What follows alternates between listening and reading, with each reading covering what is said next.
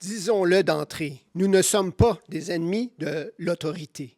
Une société a besoin de lois, d'un État, de médecins, d'institutions.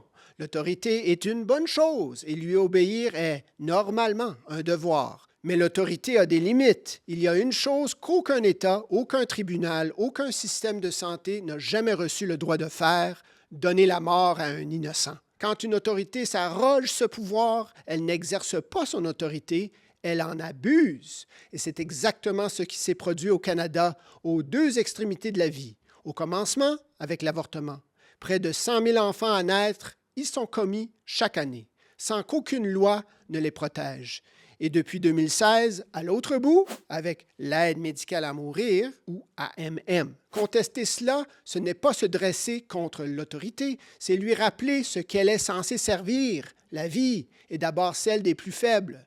Une loi injuste, le rappelle la tradition depuis des siècles, ne cesse pas seulement d'être bonne. Dans cette mesure, elle cesse d'être vraiment une loi. Et quand on relève cet abus, que se passe-t-il? Le système ne répond pas, il se protège. Prenons l'histoire de Donna Duncan, en Colombie-Britannique, ancienne infirmière psychiatrique sans maladie terminale.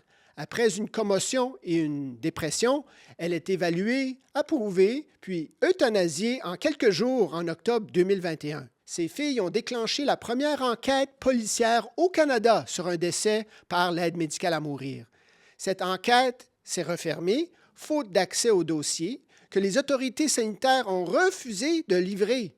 On ne pouvait même pas examiner comment la décision avait été prise. Même chose sur le plan médical. Devant le Sénat en 2021, l'anesthésiste Joel Zivit demande si certains protocoles d'euthanasie provoquent un édème pulmonaire, une mort proche de la noyade. On déclare la question totalement fausse. Puis, Alicia Duncan obtient l'autopsie de sa mère, chose rarissime, et cette autopsie, dit-elle, révèle précisément un édème pulmonaire. Donc sa mère a comme noyé. Voyez la logique. Non seulement le système se donne le droit de tuer, mais il refuse même qu'on l'interroge sur la manière dont il le fait.